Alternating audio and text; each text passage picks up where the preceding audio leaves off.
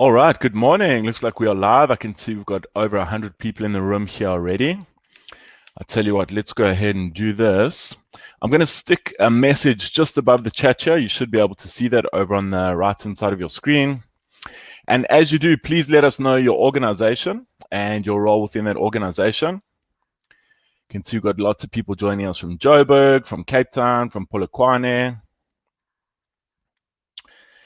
Let's wait for a response to that. Then we know that we are officially live. Lots of good mornings. Welcome everyone. Waiting for you to respond in the chat there. Thanks, Nick, for getting us started. Excellent. That's the confirmation we needed.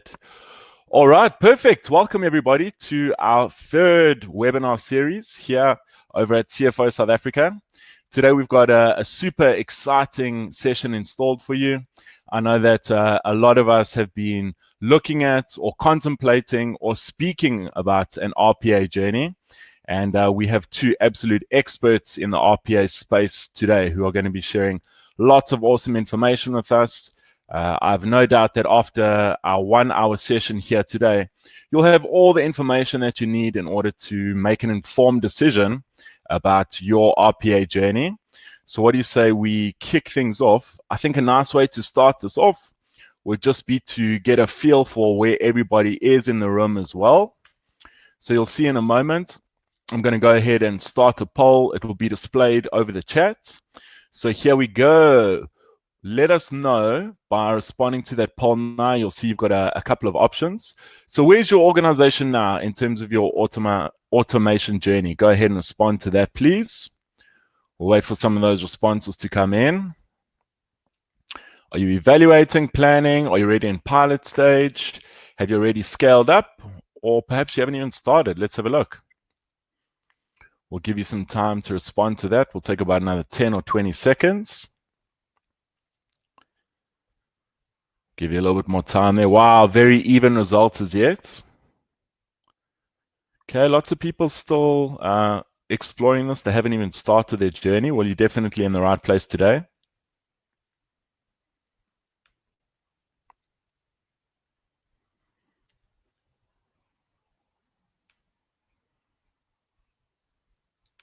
Okay, we'll give you another 5 seconds. Then I'm going to go ahead and respond to, I'm going to close the poll so we can have a look at that. All right, so some interesting results here. We can see that 28% of the audience are already planning and experimenting. So Sumit and Rudolph, that's going to be it's going to lead to some interesting questions and conversation here today. We can see that 22% of us are kind of evaluating the technology. 9% are currently doing a pilot. So we'd love to hear from you what your experience has been, or perhaps some of your use cases already. Can see that 12% of us are scaling up on the RPA setup, and 27% of our audience here have not begun as yet. Okay, so some very interesting stats there. I'm just going to go ahead and ask one more polling question here. So you'll see that on your screen in just a moment. So now go ahead and let us know as well, what is most important for you in achieving results from automation? So go ahead and let us know. Is it increased productivity? Is it about quality and compliance? Perhaps it's around customer satisfaction. Maybe it's greater speed, and then reduced staffing. Let us know.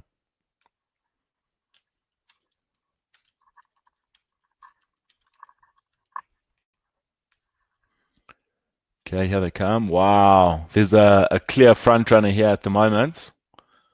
You'll see those results in just a minute. Let's take about another 10 seconds or so. There is a big consensus in the room here this morning.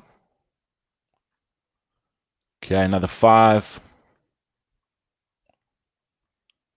Okay, 3, 2, and 1. All right, so we can see here in terms of priority, we can see that 51% of our room are looking to increase productivity. 22% of us are looking for improved quality and compliance. 13% of us are looking for higher customer satisfaction. 9% of us are looking for greater speed, and then 3% of us are looking for reduced staffing. So I know that both Rudolph and Sumit will be able to share some really interesting stats on that in just a moment. So what do you say we go ahead and introduce our other panelists here as well? So Sumit, I'm going to ask you just to come on camera real quick. Give us a quick introduction of yourself. Tell us a little bit about Automation Anywhere, and then we'll go over to Rudolph and ask Rudolph to do the same. Thank you, John. It's great to be here, and welcome all. Good morning to all of you, and thanks for responding to these polling questions. My name is Sumit Pathak. I'm digital evangelist for Automation Anywhere. Evangelist means my job is to basically make you believe in automation, and I'll try my best to do that in terms of why automation is good for your organization. And for me to do that, I will highly encourage you all to post as many questions as possible. A quick about Automation Anywhere. We are a 16-year-old company, world's largest intelligent digital platform network. We've got operations in 90 countries, and we've got more than 3,000 customers. But most importantly for me, we've got 1.8 million digital workers. And we'll cover that point, what digital worker means. So looking forward to interacting with you from here on. So thank you. Thanks so much, Sumit. Rudolph, if I can ask you to jump on camera as well and just do a quick intro, and then why don't you take us straight into our presentation this morning? Cool. Thanks, John. Thanks, Sumit. Thanks, everyone, for joining this morning. So just quickly, my name is Rudolph Jansen van Rensburg. I am the CTO of TreasuryOne. And not that it's a competition, Sumit, but we're 20 years old this year. So I see you guys are 16, so we're slightly ahead of you. So at TreasuryOne, just quickly, we've got essentially three businesses. One is doing cash and liquidity services on behalf of large corporates. One is a risk management business where we specifically focus on interest rate and FX risk management. And then we also have a technology business of which I look after. So today, I'm going to quickly start my presentation. There we go. I'm sure someone will send me a WhatsApp if that's not showing on the screen. Today, oh my God, thanks. Awesome. So, I mean, just a bit about myself. I'm sort of a one-person company. I think I've been at TreasuryOne for 13 years now, and 14 years spent in technology, specifically trying to solve a lot of corporate problems on the treasury management side. And then about 3 to 4 years ago, we ourselves as a company looked internally and said, look, we're essentially a financial services business, but we have so many manual actions. We had a couple of issues that we had to resolve. One of them being a severe staff turnover in some of the more junior staff, and the lack of automation across our business. And we set out to find a solution to our problems, and luckily stumbled onto robotic process automation. I went through all vendor selection, software selection, return on investment calculations, the works. And today I'm going to try and share some of my experiences and also be quite honest in some of the mistakes we made during our journey, so that hopefully I can give all of you some tools to avoid similar mistakes on your side. Eventually, obviously, we did make a huge success of it through our partnership with Automation Anywhere, and actually last year entered into a partnership agreement with them. So I think we've covered most of what I'm going to do today. Very important. I'm just going to give a quick also introduction into what RPA is, overview of the industry. I'm going to take you through some of my things that I want you guys to look at when you do your software selection, because there is a lot of products and vendors out there. I'm also going to take you through how to build the business case, and we'll also focus on some of the quick wins specifically built towards or geared towards the finance department in general, and hopefully get so we can get you started. It's interesting, I see the poll question where everyone said, 50% said the biggest reason why they want to do it was productivity. That was actually one of our main reasons as well. So that works very well. So quickly, what is robotic process automation? Again, it's not a physical robot. It is a software robot. That's very important. This is the best definition that I found thus far, which says it's a specialized software robot that automate high volume, repetitive, rule-based tasks in an auditable and reliable way.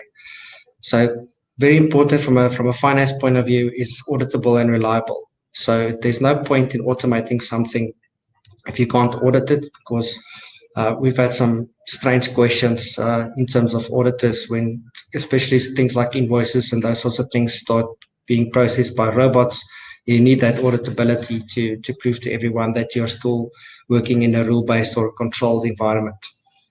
And again, very important, it needs to be repetitive and rule-based. So rule-based is again something that, when we do process discovery or when we analyze specific processes, we need to follow specific business rules. And I'll expand on that before I show you guys a video at a later stage. But it is important that the robot, even though they are very smart, they're only as smart as the person that actually configures them and sets them up. And as a business, when you enter a journey like this, it's very clear that you understand that there needs to be clear business rules in order for the bot to do what it needs to do on an unattended basis. We can always add humans to the automation processes as well, which then sort of expands the intelligent part of it. So quickly, if I can explain why RPA works, is all of us are sitting on a day-to-day basis. In a typical company, you'll have a front office and you'll have a back office, but you have multiple applications. And every single day, every one of us uses email, we use spreadsheets, we use some type of ERP or accounting system, we use customer relationship management systems, all these sorts of systems that needs to talk to each other. And it's almost impossible to have a fully automated process across all those different applications and systems if you don't have something like RPA. And I would challenge you today to go and count the number of systems or applications that you actually have within your organization. I did a quick count. We're a firm of about 60 people. And I am the CTO and I'm supposed to control all these types of systems. But I did a count and we already have 20 applications. So you can imagine very, very large corporations like yourselves, or even some of the small and medium ones. How many systems do you have? How many applications that you have? And through all these things, we have people in the middle trying to move data across between the different systems to get all the answers that we need in order to make informed business decisions. And that's where we find that RPA really is the link that keeps everything together. So I want to just give everyone a bit of a background on where the RPA industry is, and specifically as well in South Africa. So I think about 5 years ago, RPA, 5 or 6 years ago, some of the very earlier adopters within South Africa were, of course, the banks. So the banks who had some international owners decided that, or came from the international owners, that they have RPA, so they brought sort of RPA into South Africa, and then from there it's created a bit of competition between the different banks as they do share this information between each other, and they started almost like a little bit of a bot war within the banking sector. And some of those projects were successful, but some of those projects were not successful. So RPA got a little bit of a bad name for the first couple of years, and then eventually, when people started doing these things properly, going through proper vendor selections, going through proper business case, ROI justification, software selection, all those sorts of things, it's now being really adopted almost into the corporate sector. And just to give you a sense, like Sumit mentioned, there's 1.8 million digital workers or bots deployed by automation anywhere across the world, across their 3,000 clients. So I just did a general calculation to say that, well, if I work it back with a couple of vendors, there's more or less at least 7 million bots deployed already in production across the world, which is quite scary, actually. And as, again, just working back to the polls, that doesn't mean that typically a bot can do 4 to 5 people's work. That doesn't suddenly mean that 35 million people have lost their jobs because of automation. It's actually, as you can see from the polls and yourselves and from our experience, there's only 3% of the respondents mentioned that staff reduction is one of the key focus areas on automation. So that just speaks to that again. And I'm here to say today that it has been established. It's coming into the corporate market now, especially in some of the finance departments. So it's a proven technology. It's no longer a new fangled something that is really a scary environment or anything like that. So I'd like to say to everyone, hopefully by the end of today, if you're only evaluating the product or not sure what you have to do, just keep calm and jump on the bandwagon.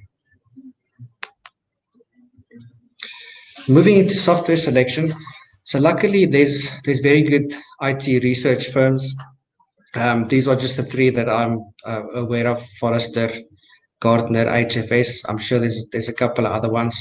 So if you really want to read up on the industry, read up on the software, look at their strengths, look at their weaknesses, you can go on to and try and find the research that these three post on a regular basis. I think they do each one a quarter or every 6 months. And if you go onto one of the software vendors' website, most likely they would have that information published as they are rated. Just important that they give you this nice sort of visual representation of who they think is in the lead and who's trailing or who's coming up from behind and those sorts of things. But the devil is really in the details. So I would encourage you that if you do have the time to go and read some of this research, that you actually read some of the full reports or some of the details that's really important to you, because you really get to gain a lot of insight into the different strengths and weaknesses of the different products. So when we looked at selecting a software company, we always start with a vendor. So when we look for a partner, we always start with a vendor. And what everyone must keep in mind is that these RPA companies are very, very fast growing. They call it hyper growth type of companies. So it's very important that, and because the industry sort of was new 2 to 3, 4 years ago, you really need to look at the vendor and look for someone that's going to be around for the next 10 years, not someone that is just doing quite well currently, but one that will be your partner into the very, very long-term future. So our preference is always to go to a vendor that has a single product focus and strategy. So that's really important, because that means that every dollar, euro, or rand that you give that company goes back into the product that you are procuring. So it's very important that you know that if you partner with a company that has multiple different types of systems, they have ERP and they have RPA, etc., every dollar you give them goes to a central pot, and then someone decides how much money goes back into each one of their products. And sometimes those decisions are based on which product is currently the most profitable, etc., etc. So when you partner with someone that's got a single product focus and strategy, you know that all the money you spend with them goes back into the product that you use. Also very important is innovation delivered. So again, RPA is a very competitive industry. So you get a lot of announcements of product X now suddenly has cognitive automation or document processing or this new great OCR tool.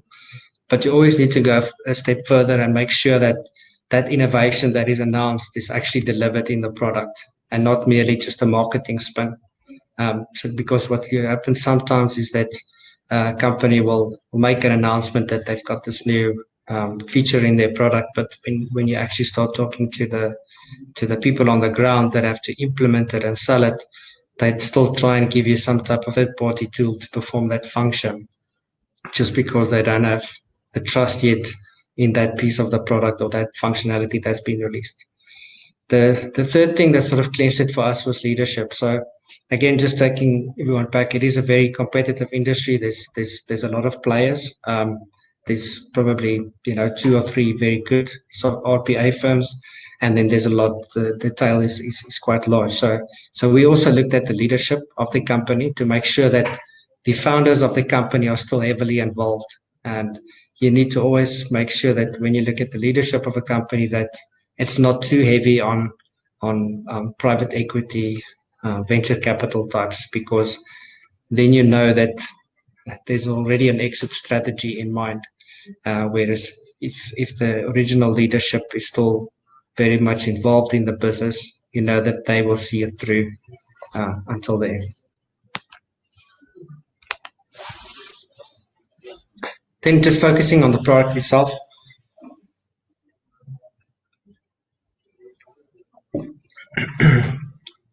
So when it comes to RPA, it was very important that there's different types of processes that you can automate. Some of the products are low coding, and some of them you can do with no coding. So especially in our example, we needed something that we could automate sort of most of our processes with no coding, just for the simple fact that we didn't have any coders or developers in our company. So and again, when you see a demonstration or a presentation of any of these products, make sure that you go and ask some of the more difficult questions, to actually go into the setup and ask whoever's showing you that to show you what they actually did or how they configured that specific automation process, because it will be easy for you to distinguish whether there's been coding or no coding. And that goes back to when you eventually want to run the RPA software yourself. You need to make sure that you have the skills and capabilities, and if it's a no coding system, then it obviously makes everyone's life a lot easier if they want to use it themselves. You make sure there's training, ease of use, very importantly scalability. So again, these products have to be really, really scalable, even if you're just planning for a small scale deployment. So some of the automation anywhere clients, I still think the record is somewhere around 3,500 or 4,000 bots, 5,000 bots. Sumit can correct me at a later stage for one specific client. So that just speaks to the scalability of the system. And obviously now, with everything sort of very cloud driven at the moment, you need to make sure that the product that you are deploying, if you want to deploy a cloud product, make sure that it is cloud native. So there's a big difference between something that you can access over the internet, but it's still a classical sort of on-premise type of installation, versus something that is cloud native. And the latest version of Automation Anywhere, called A2019, is a cloud native platform. It brings us to my last thing in terms of product, is that you need to make sure that this is a single platform that works across all the different RPA functionality that you need. So you need the RPA bots, you need cognitive automation, which is the machine learning component that helps you extract data from scanned documents and PDFs. And I'll show you a video of that shortly.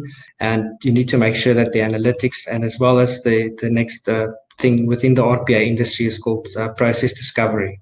So process discovery just helps you discover all the different processes in your organization without having to send people out to go and sit with every single business unit or division and document all their processes before you can give them to the RPA team to automate. So the process discovery piece of automation sort of takes that away, and it actually records the human functions as they work on the different applications, and then sends a pre-completed process to the RPA team to automate. So that saves about 65% of the time when it comes to deploying the software.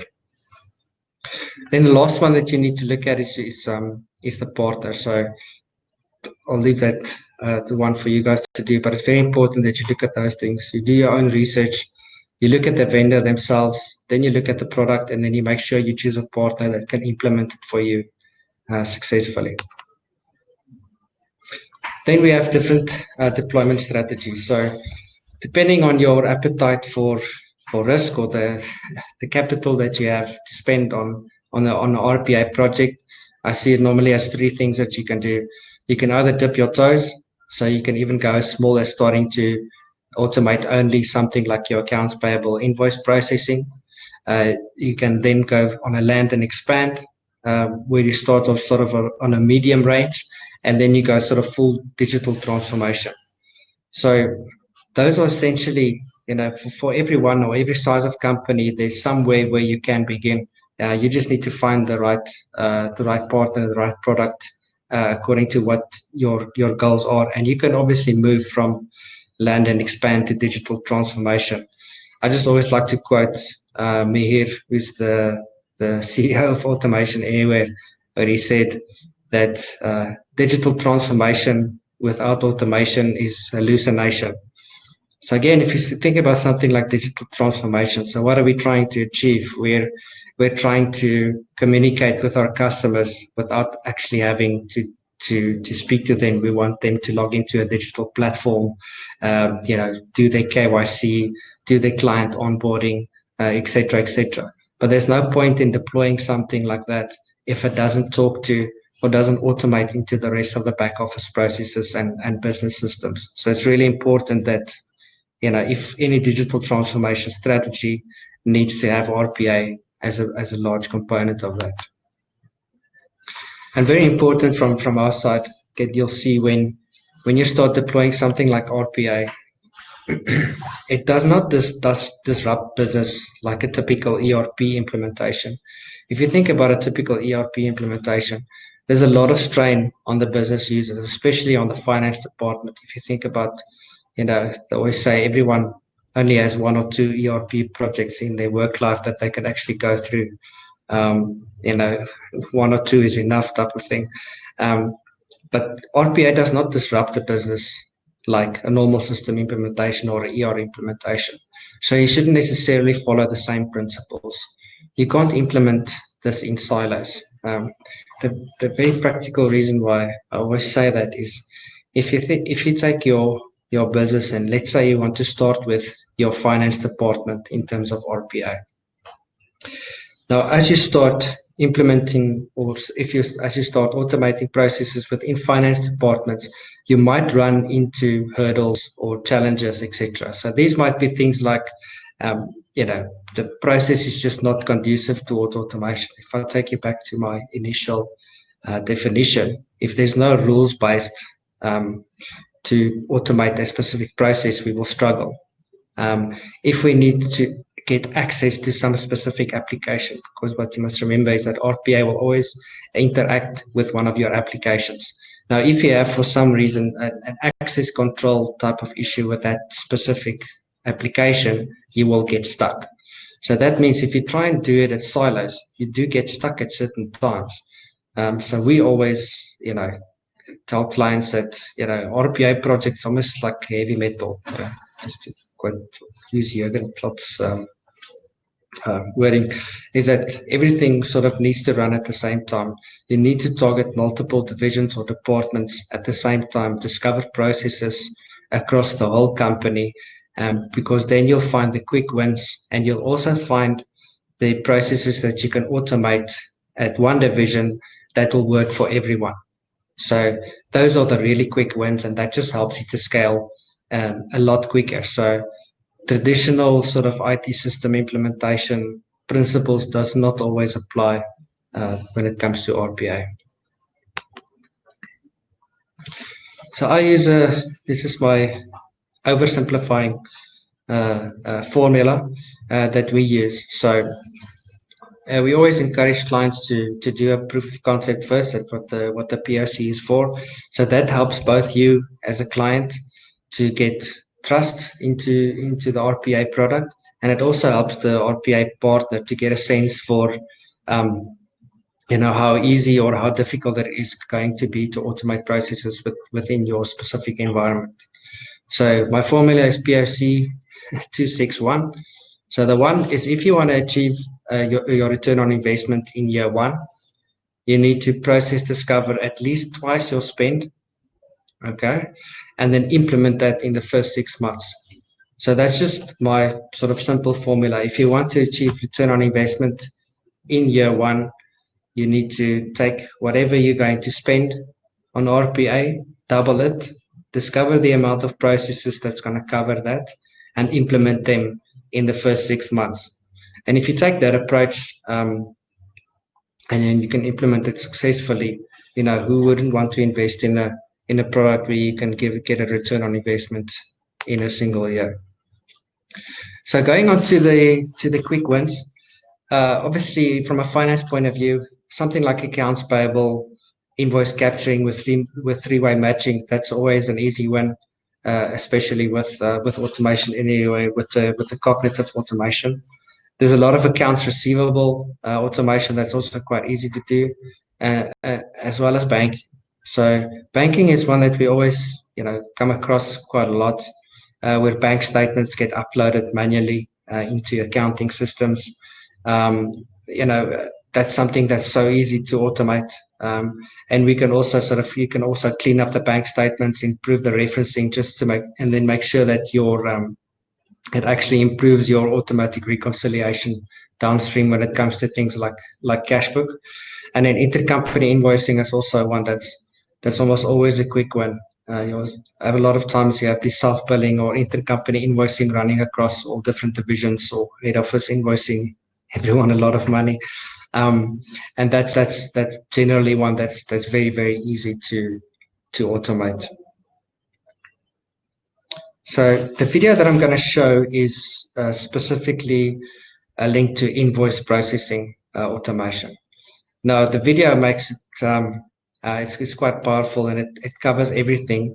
I just wanted to expand on it a little bit. So if you think about an automated process, you somehow need to trigger that process. In this case, the trigger will be an email. These triggers can be multiple things. It can be files landing on a folder. It can be one system sending a message to another system. There's so many ways that you can trigger an automated process, but it still needs to be triggered somehow. In the video, you'll see it triggered via email. The bots will then actually process those documents, extract the relevant information. And what you won't see in the video is the consistency checks. So this is sometimes missed quite often when it comes to RPA, is that people think you're just taking something that's manual and you're just automating it.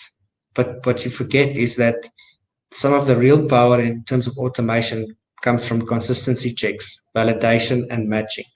So if you think about an invoice, the first thing that you want to do is if you require a purchase order number, if I'm talking about accounts payable invoice, if you require a PO number on an invoice and it has to be your purchase order number, the bot can actually, the first thing that it does is it extracts the purchase order number that your vendor has given you, and then checks it for consistency. So does it fit within our purchase order number sequence?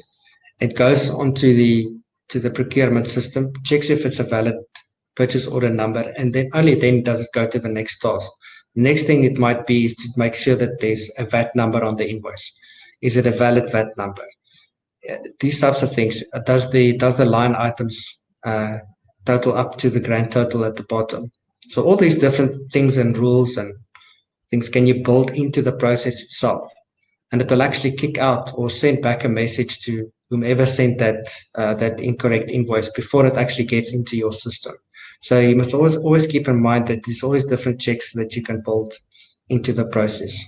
After that it's done, it processes it into the ERP, and it always sends a confirmation to some user that the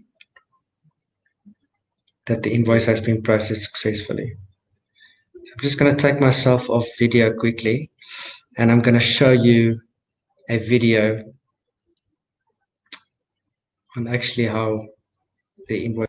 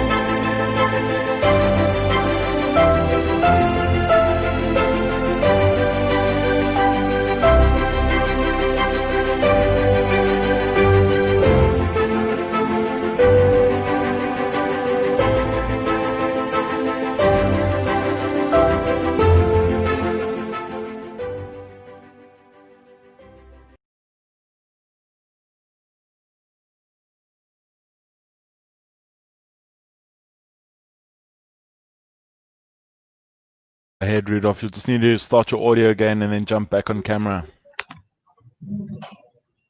There we go. Thank you. Cool. All right, so I hope that gave everyone sort of a window into what these types of applications actually look like. Yeah, it's actually quite scary, but it is awesome to see it working and automating processes. So I've just got two more things to cover before we go into the Q&A session. I would like us to spend as much time as possible, especially answering some questions from the audience. So two things. One is building the internal business case. So this one can be tricky in terms of how to measure your return on investment. So there's multiple things you can do. So FTE release or full-time equivalent, it's just essentially you're taking work away from people. What that means is that people then stop having to do all sorts of different manual processes, and it's all actually, sometimes you think there will be resistance, but if you go to a business user and you say, okay, you don't have to scan this document anymore, extract information or read information from it and type it into another system, they sort of want to bite your arm off just for you to take that away from them.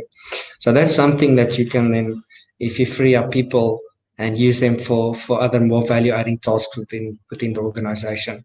Risk reduction is also one that's very important, more difficult to measure. So you need to do some almost like a value at risk calculation. We had a very specific use case within our environment where we shortened the time frame from confirmation of FX deals from at a maximum 8 hours on very, very busy and volatile days in the currency markets, which seem to be every second day these days. And we shortened that to about 30 minutes maximum. So we could measure that, and that formed part of our business case. Productivity, it seems like also be a very popular one. It's also one of the reasons why we invested in it. We wanted to be more productive. We released about, I think it's about 20% of our workforce. We've been able to automate and take work away from those people. They're all still here. They're just now focusing on problem solving and more analysis, obviously a lot more customer focused. Scalability. So again, it's one of the more soft benefits, more difficult to measure. But essentially, if you're a growing company and you can scale a lot quicker with something like RPA than you can with people. Again, just relating back to the TreasuryOne example, we perform very highly specialized services to our clients. So the people out there that have the skills that can assist us in our day-to-day operations don't really exist. So we have to train them, and it takes about 2 or 3, 4 years for those people to really start adding value to our organization. But if we have them doing manual things, then that sort of affected our scalability. So it does help quite a bit with that. So those are the 4 main things. And then what you must be careful of is once, in a situation where we are now, where we've been running it for 3, 4 years, people just sort of see it as part of the company and sometimes forget how much value it's actually still adding. So I actually went back to some of our operational units and said to them, okay, well, if I switch off all the bots today, how many people do we need to hire to replace the automatic, to replace all the automation? And that's essentially how we are tracking it now. And it just makes sure that when you talk to the executives again after 2, 3 years, say, oh, I invested all this money, and people sort of get used to it, starts to become part of the plumbing of the organization. That's just something that I've used to remind everyone to say, look, yes, it works in the background and it does what it needs to do. But if we had to switch it off, it would be a significant impact on our organization. Lastly, lessons learned, lots of them. I just put 3 on the board here. The goals, the communication, the return on investment, and the benefits.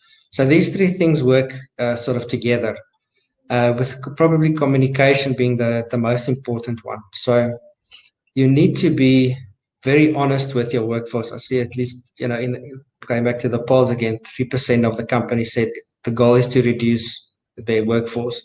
But if that's the goal, that's what needs to be communicated. And when it comes to communication, it's not only important how you communicate, but when you communicate. There's no, one of the biggest mistakes that you can make is to discuss automation at a high level and have rumors running around the company that people's jobs might be at risk, etc., etc. So very important that not only how you communicate with the organization, but when you communicate. So make sure that communication from an executive level goes to everyone at the same time, and your automation goals needs to be communicated across the organization. And also very important, like I said, the return on investment is something that you need to know how you're going to calculate it before you go into the journey, and make sure that you track it. And if you fall behind, make sure that you pick it up. Initially in our project, we struggled quite a bit, just purely because we did everything ourselves. So in the first 6 months, we sort of fell behind on our ROI targets. And how we made that up was to actually push back the responsibility to the divisions, so the department. So we went to each department, say, okay, look, we know there's X amount of processes that we can automate within your environment. So your target is, 10% or 20% or whatever the case might be, or so X many hours. And once we started doing that, we really started seeing the ROI pick up quite a bit. So that's really important when it comes to the ROI and the benefits, and make sure that you remind the organization frequently once you hit sort of a mature implementation. Remind everyone that, yes, it's part of the plumbing now, but just remember, if we switch it off, you're going to have a lot of work to do.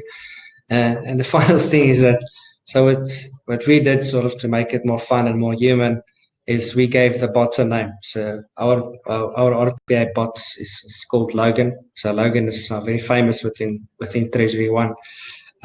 Everyone knows him. So he gets invited to year-end functions, etc., etc. It always related back to my wife. Always used to pick up a lot of stray dogs that was running around in the streets, and you can bring the dog to your house, but as soon as you give that dog a name, then you start loving that dog.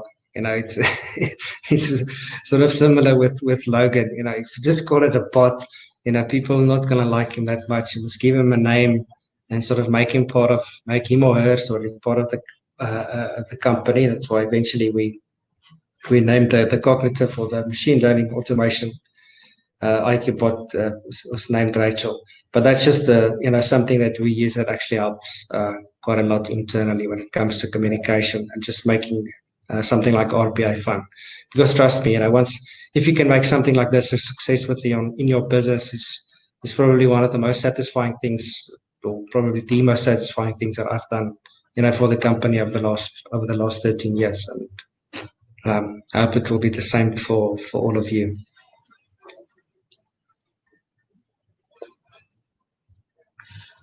That's me, Mr. John.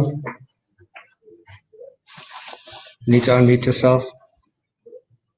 Thank you. Always good to unmute yourself when you're talking. Yeah, I think we've covered a lot of ground here. I didn't think at the end of our webinar I would have been introduced to someone by the name of Logan and Rachel. So nice to know that there's extra employees of TreasuryOne. So what do you say we go ahead and stop these slides? Sumit, I'm going to encourage you to jump back on camera. Sure, thank you. I've got a couple of questions that I'd like to ask both of you. And then I see I don't know if you guys have been keeping an eye on the chat, but there's been lots of questions coming in. So we'll try and work through as many of those as possible. And for those of us who we don't get around to questions here today, we'll make sure that we reach out to you all directly. We'll get those answers from both Sumit and Rudolph, and then we'll go ahead and ask those questions, and we'll get them back to you as well. So first things first, when we kicked off our webinar here today, we saw that only 3% of the audience were looking at reducing their staff count, which is why they were looking at RPA. So a question for us here, for all of our friends in finance in the room here, are our jobs still going to be safe with RPA coming in? Who's going to go first? I can go first. Thank you.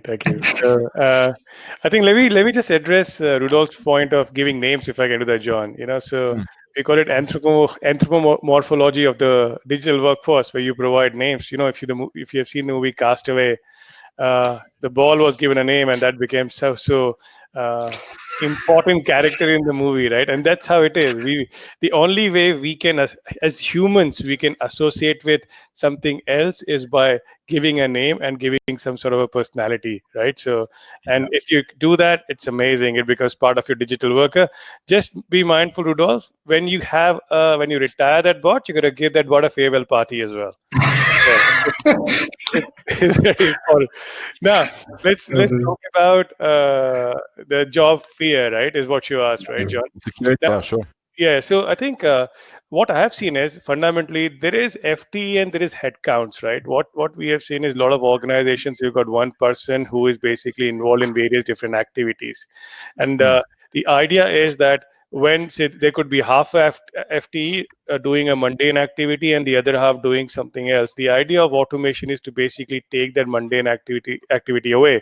So you give this individual or this headcount more capacity to work on something which is more important, right? And not the manual activity, right? Like nobody likes to do data crunching a day in, day out, right? So I think it's also very important and as Rudolph suggested from the communication team, that the way you basically bring about change, and see, change is always embraced by some resistance. It's human nature, right? So whenever you bring about the change, if you do it well by educating the purpose of why it's been brought in, right? I think that's very well received, right? And I think if you educate well in terms of why it is coming to benefit them, I think that's the way to go. But it's a continuous journey. It's not one time you do it. It's an evolution, and you keep doing it over and over again. Okay. I think that's pretty well covered. Anything you want to add to that, Rudolph? No. I mean, it's like, sometimes people, I think, especially South Africans work really hard. So most of them are overworked. If you take out, some of their manual work, you'll find other things for them to do. I promise you. Yeah. Perfect. Thanks so much. Why don't we move on to some of the questions we've received from the audience here? So I saw a couple asking about integration to different accounting software or ERP systems. Tell us more about that. Yeah, so I mean, it's actually quite easy. So, I mean, I didn't want to go into some of the technical details, but essentially what the bot can do is you can have the bot record your screen actions, okay? And then after that, it actually clicks where you clicked. So it copies you like a human. Okay, so that's why it's able to communicate with all different types of applications, be it server-based or web-based or application-based. It really it can talk to anything. But not only do you have to make it click on the front end. Automation of RPA is very powerful in terms of integration. So you don't only have to do the front end. That's almost like showing off, because you can just produce files and push it into the back end or do mass uploads on the front end. So it's really flexible in terms of the capabilities of the software to communicate with other systems. And that's why it was meant to do from day one, is to communicate with all sorts of other systems. And that's why it's so strong on that front. Okay. So the short answer is yes. Yeah. Yes. Okay, perfect. Good stuff. So around that, someone was asking us about specific controls aside from having an audit trail. So are there specific examples or exceptions to this for Q? So that came from Richard Jefferson. So what controls do you recommend around the implementation of bots aside from having an audit trail? Let me give it a shot at that, Rudolph, and you can jump in. I think Richard also asked another interesting question as well, John, in terms of where does he draw the line between RPA automation, which is largely screen scraping, data transfer between system, and full-blown system integration. So let me answer both of them quickly and then in succession, and then I'll give it to Rudolph to comment on that as well. So first thing first, see, I come from Automation Anywhere. We are very proud of our product, but at the same time, we suggest that there's no need to force fit any technology. Right? If you have the application which is well integrated at application layers, go for it, right? I think that's the way to go. And if there is a source which is already digitized, which basically helps to get into the application directly, that's great. But we know that, as Rudolph also started, right, that I think how many applications did you count, Rudolph, in your organization? 20. Yeah, there you go. 20. So in utopian world, right, that's possible, but in reality it is not. There are so many different applications. I worked in the bank. One of the organizations, part of the organizations I was working with in the bank, had 843 applications. Right now it becomes nightmare to basically have them connected with different type of data sets. Some are legacy applications, some we don't even know who made it and they have left the bank, right? So to connect them, that's where you require RPA. Talking about the controls, right? So audit trail is one way. When you start industrializing it, there's a way to basically do the coding. There is coding principles. Their design methods are also available that I think Rudolph can share with you, the way he has basically gone in scaling his part of the journey. So there are other ways of also putting some standard methods and methodologies to capture the details, plus also develop and deploy them. Rudolph. Okay. Yeah, and I mean, it doesn't work like a ghost in the background, especially when you communicate with applications. You still need to give the bot its own username and password, and linked to that, you build the normal segregation and controls that you would for a person. So it's actually quite simple, and even when you communicate with the backend, you still have a user username, password. Again, all the passwords are stored very safely in a vault, so the developers that actually develop the process don't need to know what the passwords are. So you can keep that separately in a vault and controlled according to all your password policies. But essentially, it's still a user logging in from a computer that needs to be granted or restricted certain access, and that can all be audited and those sorts of things. Okay, perfect. I think we've probably got time for... Go. Sorry, I went through one of the questions, and so I think one me and Sumit always get is, business versus IT. Yeah, my favorite part. It is my favorite one. I mean, to touch on that, I can see. Okay, you can just read the question. Would be great for the audience. I think I scrolled through. That's right. Please go ahead. Yeah. So the question is always, who needs to drive this? Is it business or is it IT? But always the answer is both, right? So, because and unfortunately, it's like who comes up with the idea first. That's sometimes where the competition comes in. But business assists IT to build a business case. Right, and IT is really the ones that assist business to really sort of give them the support that they need to take us through the whole organization. So it has to be both. Always must be both. So I couldn't agree more. I think it's the marriage. It's a happy marriage, and you can't get divorced, right? So it's very important. See, I had an opportunity to set up the COE, as I said in the introduction. In one bank, the automation program was run from the business side, and the other from the IT side, right? But it was equally interdependent. While with the business, you have advantage of having the wallet earlier and sponsor with you, right? And then you're basically trying to get technology's time. Whereas if you're running from technology, you have all the technology approvals, InfoSec approvals, but then you're trying to get the use cases and business sponsors, right? So for you to basically grow, scale, and be stable, right, you need marriage of both business and technology. If you just have one, it will be flash in a pan. Okay. Perfect. I'm going to combine a couple of questions that have come in here. So I think it was Susan Paulus has asked this. Brenda's asking something quite similar. So in terms of our own skill sets as finance professionals, what are some of the things that we need to learn in order to build these bots or program these bots? How do we upskill ourselves in order to drive these projects? So if I can quickly jump in, Rudolph, I'll pass it on to you. I think the first fundamental thing is change of mindset. Don't worry about the skill. I think change of mindset. First, you think that, okay, this is going to come and help you. You need to be ready for this transformation. Once you embrace that, you will open the doors yourself for upskilling yourself. Now, building RPA bot is not a rocket science. Okay, it's an easy technology.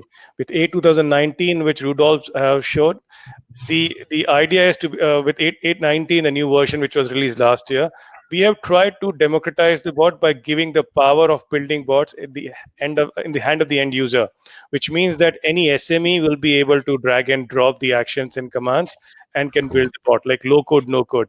If you want to add more complexity, you will require some sort of a coding background, but that's about it, right? So it's very easy to learn and to go about it. Rudolph. Okay. Yeah, I mean, when we sometimes when we show the product to especially finance people, they normally comment say, "Oh, but it's just a fancy macro or something like that." But so the concepts are very simple. So if you understand your business processes and you understand the data that's involved, like Sumit said, it's not that difficult. When you want to take it a step further, you know, you know, yes, you can go that way, but like Sumit said, it's a change of mindset. There's no point in suddenly a financial manager that now wants to become an RPA developer. Help the technology, help the technology grow within your company, and eventually maybe you can move to the center of excellence as an RPA manager because you don't need that sort of technical skills. But and when I went to Imagine last year, there was Sumit, I'm not sure if you remember, there was a guy from AB InBev saying that every 5 years we need to reinvent ourselves. That's like the new. I don't know if that's a new or the old new normal or the new normal. I've lost track. But you're saying every 5 years we need to reinvent ourselves as workers or as people at the organization. So we must always be asking ourselves, how am I adding value to the company? And we need to be adaptive. Things are changing, things are moving forward. Doesn't necessarily mean you're going to lose your job, but if you say, well, I just want to capture manual things the whole day, then yes, you're going to be in trouble. But that shouldn't be your mindset. Sure. Yeah. Gents, I'm just very conscious of the time. I see that we have reached 11 o'clock. So what I want to do is I just want to go ahead and share a quick document here for anybody who'd like a little bit more information around how Automation Anywhere and, of course, TreasuryOne can help and guide you and assist you on this journey. There's a document there that's available for download. So go ahead and download that now. And then also what I'd like to do is after our webinar today, you'll all receive an email with the recording link from today's session, most importantly. But also you'll receive an additional link where you can go ahead on the TreasuryOne website and you can request a demo or a phone call, and the TreasuryOne team will get back to you and be able to assist you with that. And then just lastly, I would like to mention that we have another webinar which is scheduled for next week, Thursday. So let's go ahead and take a quick look at that now. Here we go. So we can see this is our webinar we had this morning. I'm just going to turn my camera off, Sumit, and Rudolph, if I could ask you to do the same. You'll see next week, Friday, we'll be focusing on our webinar with fraud, thriving in chaos. So if this is a bit of a challenge in your organization, if you are looking to catch those fraudsters out, come and join us. We'll be joined by Claudel van Eck, who's an ethics guru, Mario Fazekas, who's the certified fraud examiner, and then Brad Sadler, who's a reformed fraudster as well. I also just want to thank everybody for your time and energy. Thank you so much for being here today. We know that some of you braved the cold and the rest of you are actually still lying in bed. So we hope you're nice, cozy, and warm. And thank you for being here today. We look forward to seeing all of you next week again. I know that one of my colleagues is going to go ahead and type the URL in the chat to register for all of our other upcoming events. Someone could do that now. Otherwise, you can just go to cfo.co.za/events. You'll see the full list of all of our upcoming webinars. And again, thank you all for being here. We will respond to all of your questions and we'll get back to you all individually. Thanks again for being here. Rudolph and Sumit, thank you so much for your time and energy. Great to work with you this morning. And we're excited to continue this journey and this long-standing partnership with the two of you. Thank you, John. Thank you, Rudolph. Have a great day all. Thank you. Bye-bye. Thanks, everyone. Bye-bye. Cheers.